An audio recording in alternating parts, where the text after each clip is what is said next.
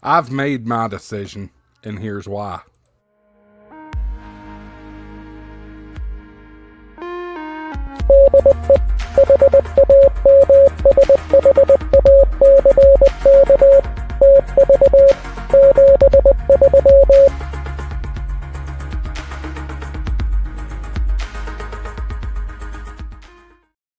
Hello, everybody, and welcome back to Ham Shack TV. I'm your host, Josh, AA4WX. Appreciate you being here, and appreciate you subscribing and clicking that like button and all the good YouTube things down below.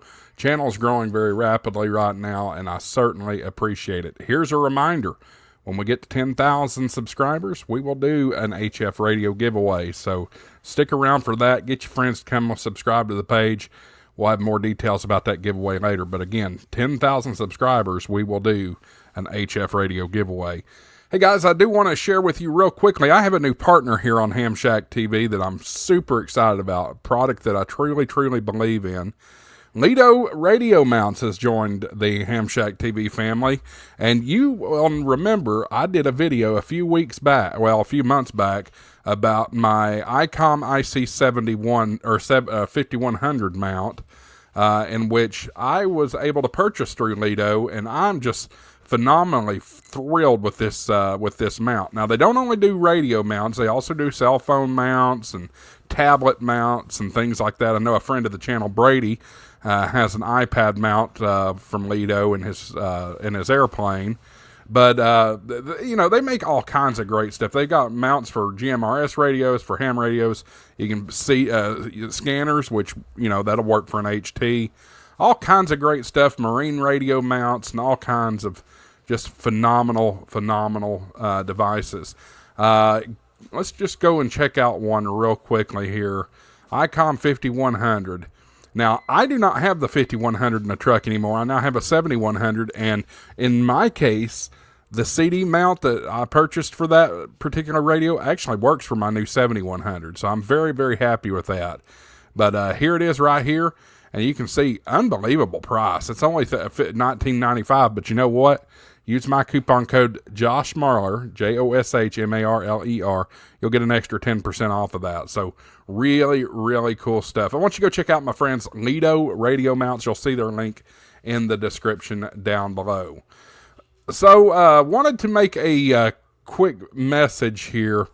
I've been stewing for a while, and you guys know that about the ARRL. There's a lot of issues with the ARRL, and about 2 years ago, I joined the ARRL once again. This is after I got my extra class license, and I also joined the ARRL for the 3-year rate. So my membership is good until I believe May of 2026.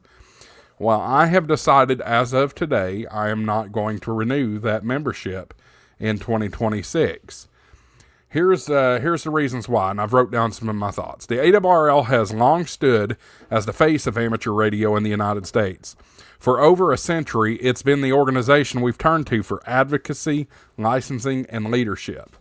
But today I'm here to say something I never thought I would.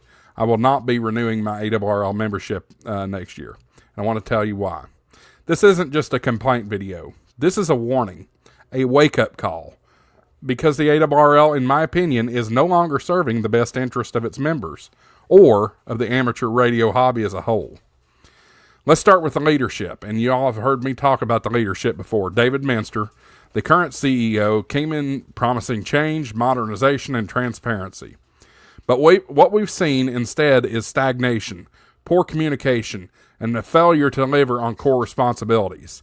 It's leadership that feels disconnected from the everyday ham, from our evolving needs, and from the future of our hobby.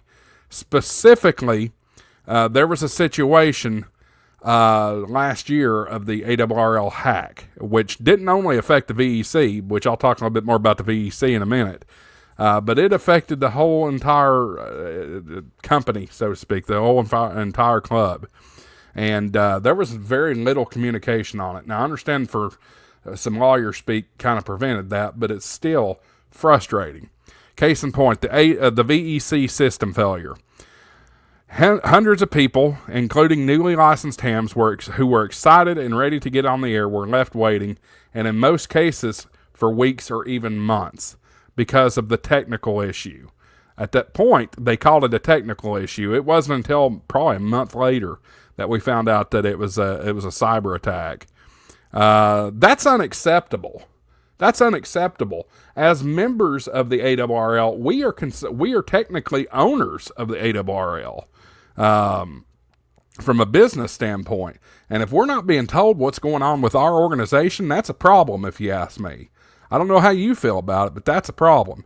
Now, I know several of you have jumped down in the comments about my other ARRL videos before, and if you're an ARRL lifer, that's great. Congratulations. I hope you enjoy the time there. But for me, I'm not going to waste my money with them anymore. I work too hard for my money. I'm not going to waste my money for them anymore. These new ham radio people, licensees, were trying to join our ranks, and the ARRL couldn't even get past their paperwork because they were so computer dependent. Guess what? I'm going to say thank you to W5YI because they stepped in to try to help process some of these things. But no backups, no nothing. That is unacceptable for a business as large as the ARRL to not have a backup when this all fell apart last year. And let's talk about QST Magazine. Once a hallmark of membership value, they've stopped the printed mailed editions, gone to only digital. No real heads up, no vote from members, just gone. Now, in fairness, you can still get a printed mailed version of QST. However, it's about pretty much going to cost you double the price in as membership would. For many older hams and traditionalists, that printed copy was part of the value of what they were paying for. I have had several of you reach out to me and say, that's what you were paying for. You were basically paying for a magazine subscription, and there's nothing wrong with that. Nothing wrong with that whatsoever. But when they swoop that out from under you, guess what? What are you getting out of it? And a lot of people will get in the comment section, and I guarantee you in this video, somebody will get down in the comment section and say, they're advocacy. There are only folks in Washington doing anything. Show me what the league has done in the past couple of years in Washington. Show me. Give me bills. Give me something. We'll have a talk about that if that's the case. But I don't see a whole lot of anything other than David Minster and the board of directors up there counting money. That's what I'm seeing. So what exactly are we paying for now?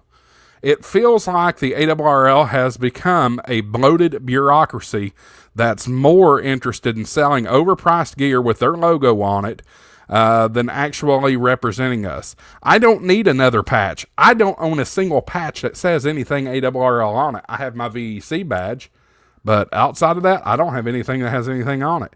Some of you like to put patches on shirts and stuff, and that's fine. If that's what you like, whatever.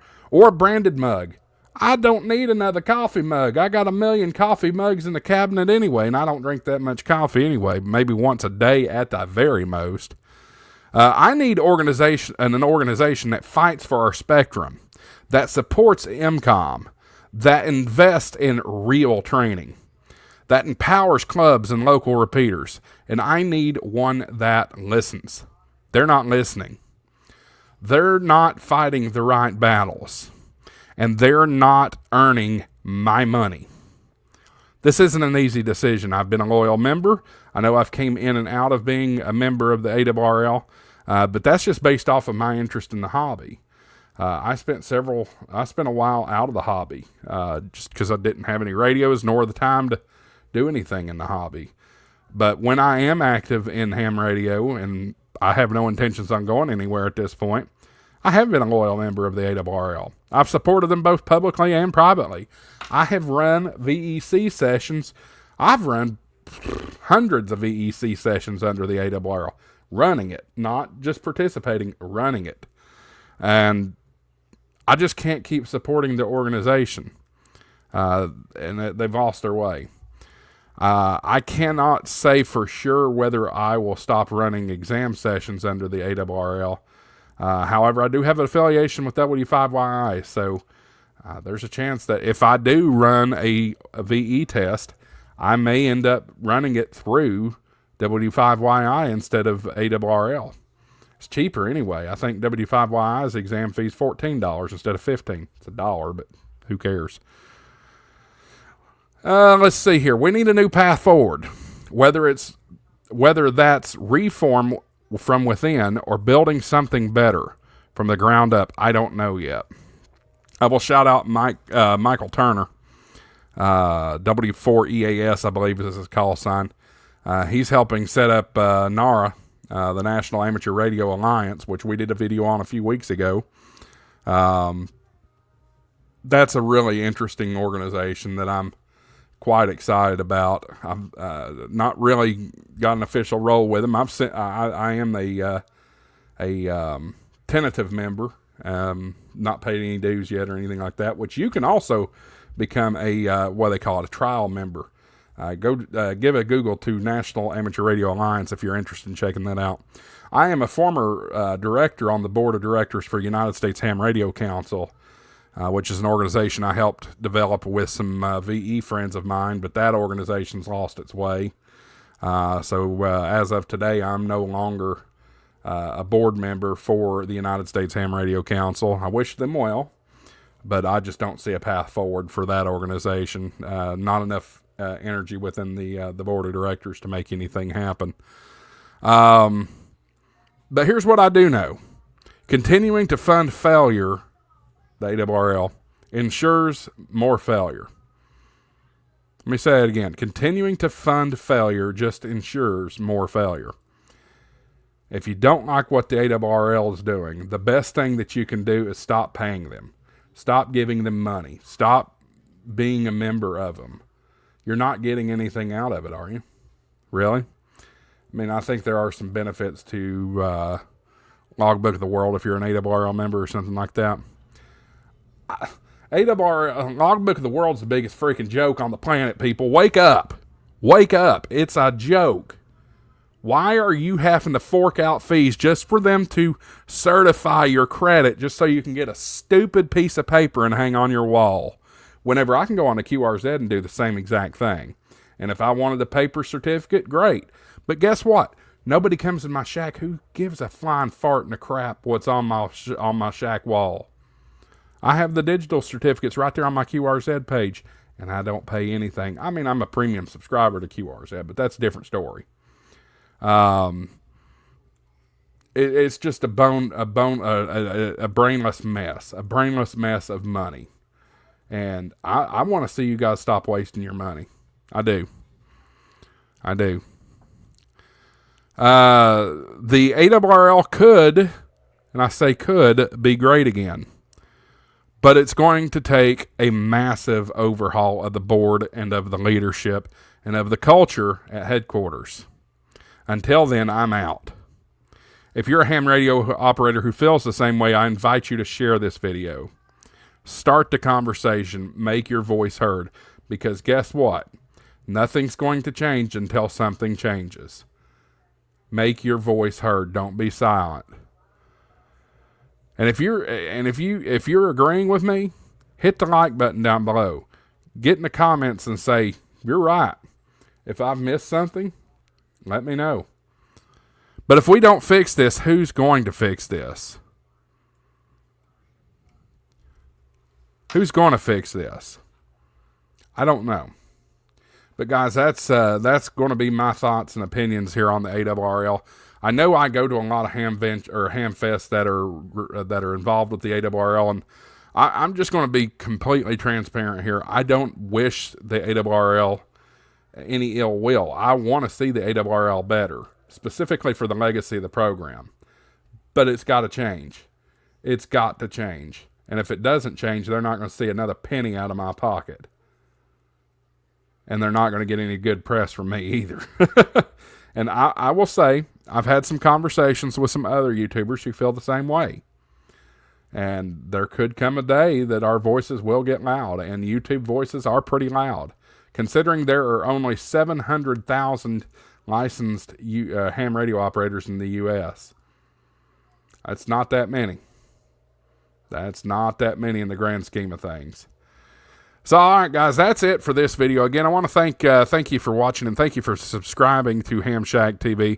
Again, don't forget to check out my friends at Lido Lido radio mounts. I cannot say enough about these radio mounts. They are fantastic. You'll see the link down in the description down below. But you get an extra 10% off when you use my coupon code Josh Marler, and you'll see how that's spelled there in the description down below. So go check them out. I think this will make your radio setup in your vehicle a lot easier. I know it makes mine a lot easier in Big Red. So appreciate you watching, guys. We'll have more content coming up soon. I've got a little bit of creative block, if I'm being honest with y'all. Just a little creative block. So we're looking for some ideas for videos. If you got an idea for a video, get down in the description and let me know. And if you have, if you need to talk to me about something, don't want to necessarily jump in the comments, that's great. Send me an email, josh@aa4wx.com. That's it for now, guys. We'll see you on the next video. And get ready for Dayton here in a few weeks. 73s, AA4WX, WSCB 693.